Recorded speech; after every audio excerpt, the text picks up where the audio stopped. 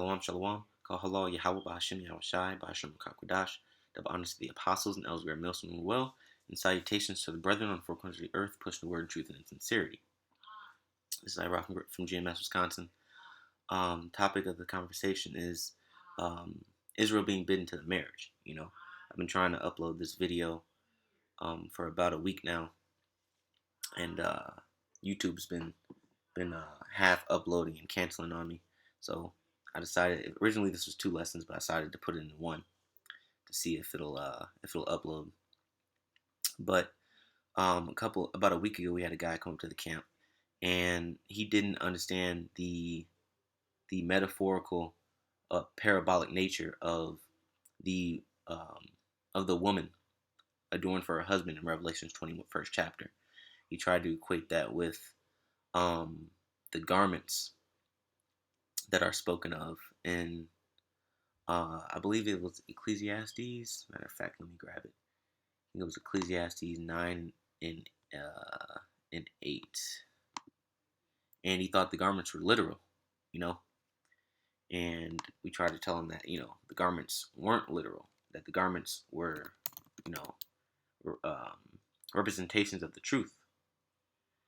But, he didn't come up there to learn anything. He just wanted to share his so-called viewpoint. And guys like that, he was a modern day Sadducee, and guys like that, they're not going to make it, because the Sadducees, I believe, took everything literal. This is Ecclesiastes 9 and 8. It says, let thy garments, this is the scripture that he was drawing off of. It says, let thy garments be always white, and let thy head lack no ointment. Now, and I asked him a question. I said, so you believe that the garments, we should wear all white garments? Because he had on all white. And his whole argument was, well, the angels wear white, we're supposed to wear white as well. Which I told him, which doesn't make any sense, because Yahushai, when you read in Daniel, and Daniel seen Yahushai had on a garment like the beryl, and we know that beryl is green, Joseph had a coat of many colors, and so forth and so on. So there are examples in the scriptures of people wearing other things in white, but he was caught up in, trying to establish his own righteousness according to what, how he thought it should go, And it says, and let thy head lack no ointment, which we didn't even get to this part of the scripture, but before he ran off. But I'm pretty sure he thinks that this is talking about, moisturizing the hair on your scalp or something crazy like that. But just to prove, that the garments are spiritual, representing righteousness, and the ointment representing, or the oil representing the truth as well, So this is Revelation 21:1. It says, and I saw a new heaven and a new earth, for the first heaven and the first earth were passed away. So the new heaven, new earth is the kingdom of heaven, and the first earth, the first heaven, which is this establishment, the society, were passed away, meaning everything was destroyed. And there were no more sea, meaning the people. And I, John, saw the holy city, New Jerusalem, coming down out of heaven.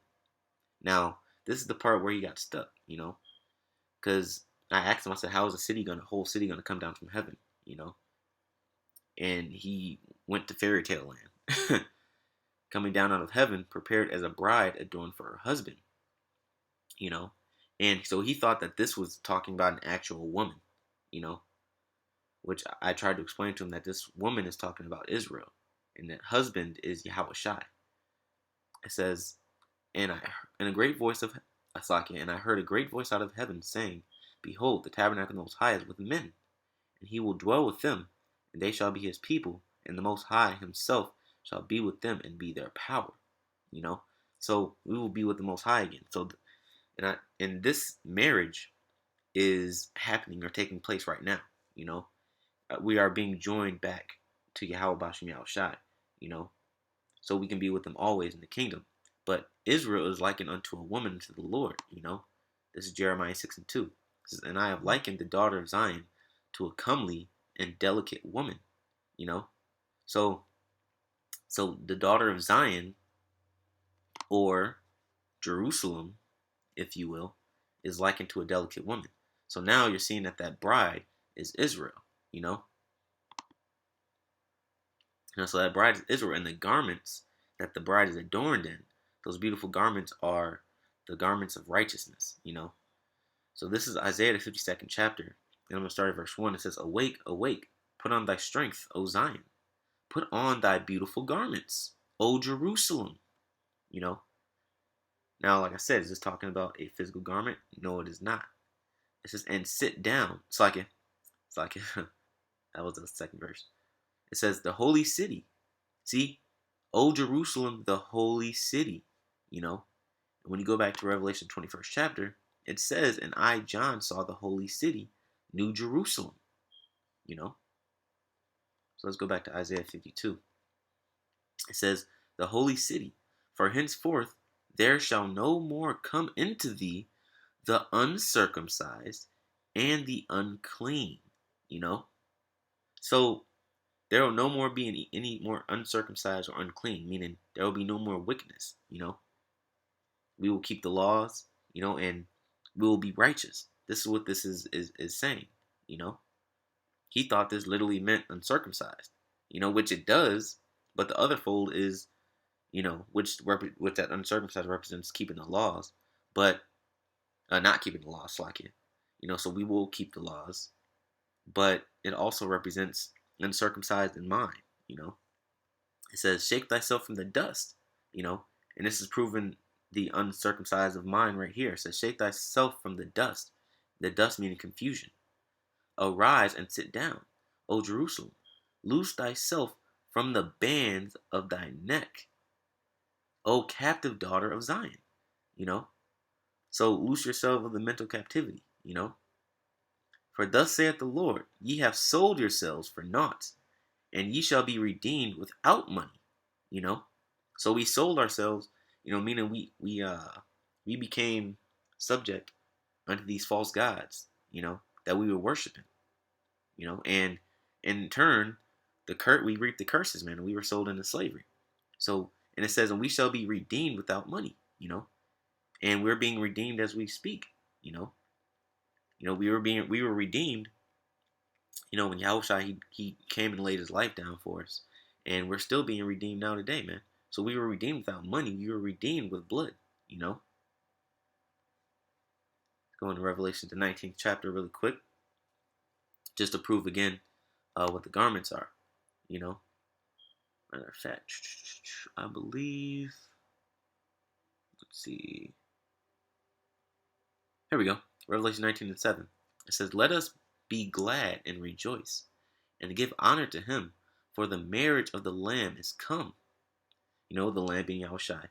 "And his wife hath made herself ready," which I already explained back in Jeremiah that the wife, or the bride, is Israel. It says, "And to her was granted that she should be arrayed in fine linen," right?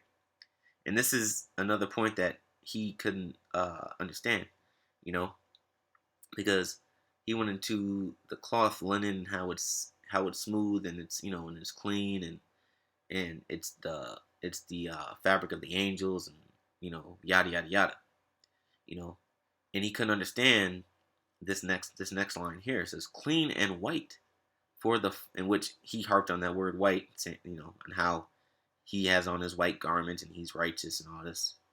It says, "For the fine linen is the righteousness of the saints." So that linen represents righteousness, man. In the spirit of Yahweh Bashem Yahushai. It says, "And he saith unto me, Right, blessed are they which are called into the marriage supper of the Lamb. And he saith unto me, These are the true sayings of the Most High." So that linen represents the righteousness of the saints, man. Even Job said it. Job said in Job 29:14, it says, "I put on righteousness, and it clothed me. My judgment was a robe and a diadem." So he put on righteousness, and it clothed him, meaning he put on the armor of the Lord. He studied, he researched, he kept the law, statutes, and commandments, man. And that made him righteous. He was clothed or swaddled or armored in righteousness, man, through the Spirit. And we didn't even get this far with him before he ran. But I wanted to bring up 1 Corinthians the 7th chapter, because when you read these verses here, Paul is talking about a man and a woman. Everyone knows 1 Corinthians 7th chapter is, Paul speaking on how you should go about dealing with women, right? But this is also a metaphor for Yahushua dealing with Israel. This is 1 Corinthians 7:20. It says, "And let every man abide in the same calling where he was called." You know, art thou called being a servant? Care not for it. But if thou mayest be made free, use it rather. So we should abide in what we've been called to do, which is to be servants in Yahushua. For he that is called in the Lord, being a servant, is the Lord's free man. Likewise, also he that is called, being free, is Yahushua's servant. Ye are bought with a price. Be not ye the servants of men. So we were bought with the price, man. Matter of fact, and let me go up because that's not exactly what I wanted. But that is the point of the whole chapter, man. We were bought with a price, right? Let's see.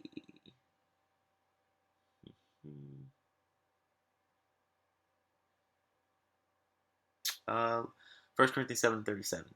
It says, "Nevertheless, he that standeth steadfast in his heart, having no necessity, but hath power over his own will, and hath so decreed in his heart that he will keep his virgin, doeth well."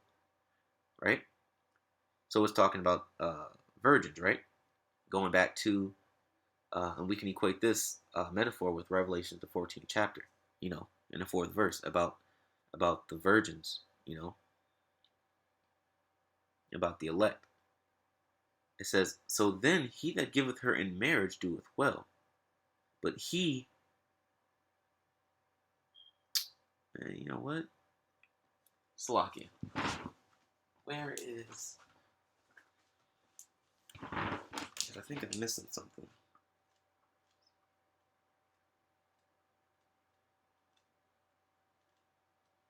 It is.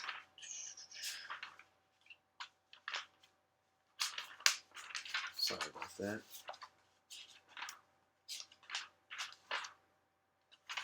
It's 24.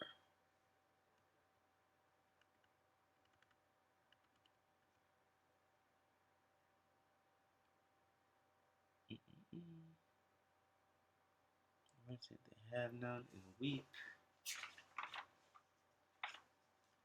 Slack it, brothers. I lost the scripture here.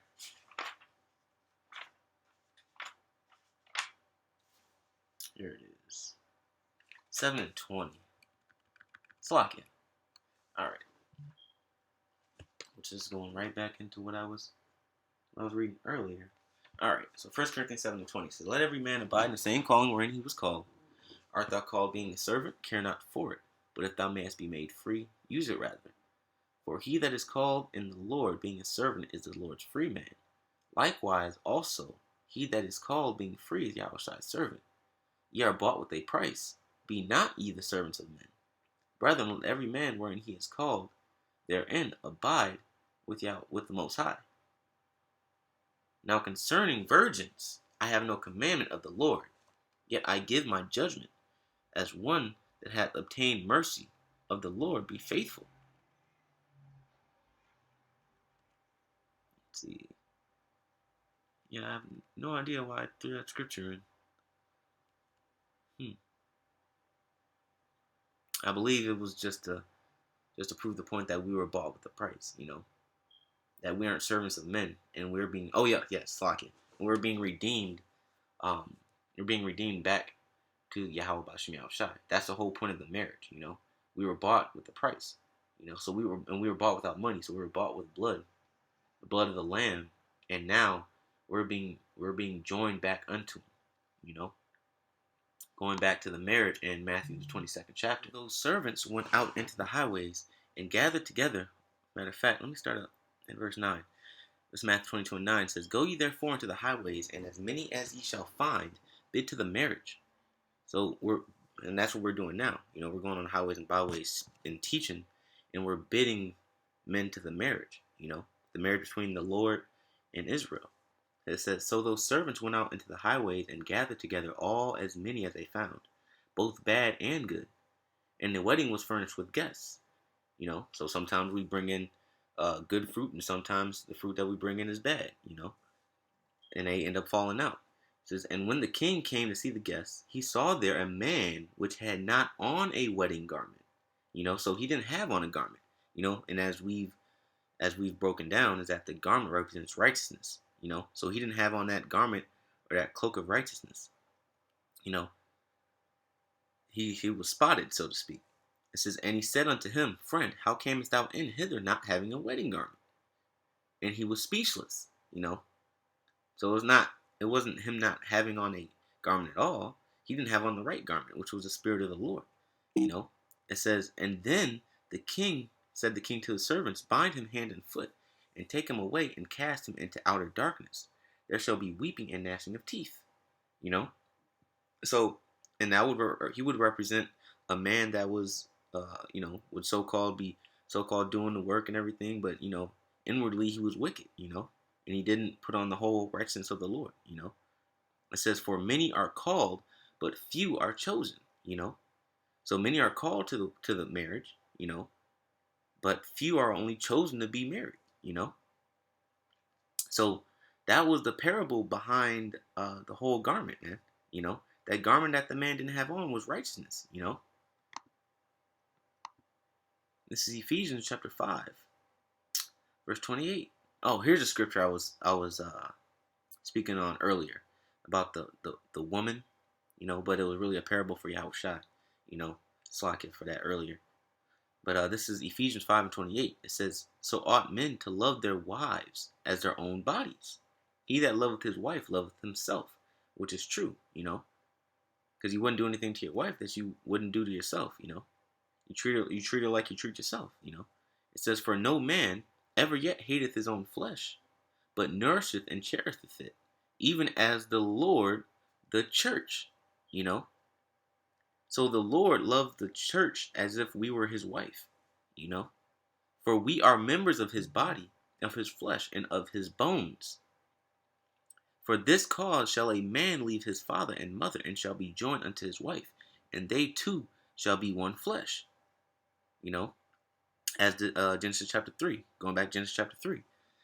So now we go back into Ephesians 5 and 32. It says, this is the great mystery, but I speak concerning Yahushua and the church, So this whole parable for the man and the woman becoming one flesh, the next fold is Yahushua and the woman being Israel becoming one, It says, nevertheless, let every one of you in particular so love his wife even as himself, and the wife see that she reverence her husband, And we see that we reverence Yahushua, man, That's the whole point of the matter, man. This is Revelation 16 and 15. Because now you're going to see the reason why the man in Matthew 22nd chapter got kicked out of the wedding, man. And he was thrown into outer darkness. This is Revelation 16 and 15. It says, behold, I come as a thief. Blessed is he that watcheth and keepeth his garments, his righteousness, his righteous garments, lest he walk naked and they see his shame. Meaning that you found out to be wicked, man. That's what that means. So let's go back to this Revelation, the 21st chapter again. It says, and I saw a new heaven and a new earth, for the first heaven and the first earth were passed away, and there was no more sea.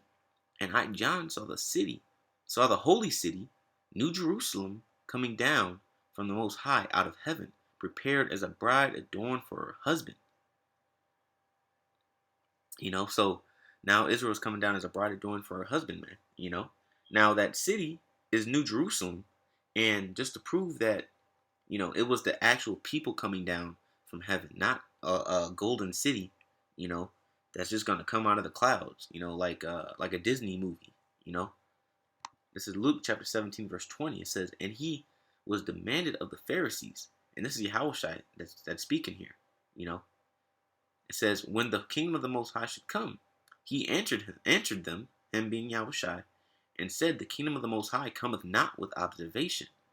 Neither shall they say, lo here or lo there, for behold, the kingdom of the Most High is within you. So that holy city, New Jerusalem, coming down out of heaven as a bride adorned for her husband, was talking about the people, man. So the garments represent righteousness, And the holy city, New Jerusalem, represented Israel, man. And that marriage between the bride and her husband was a union between Israel and Yahweh Shai, man. You know. So with that, I hope you brothers are edified.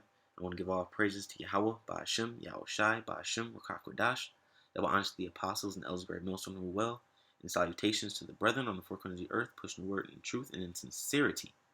Shalom.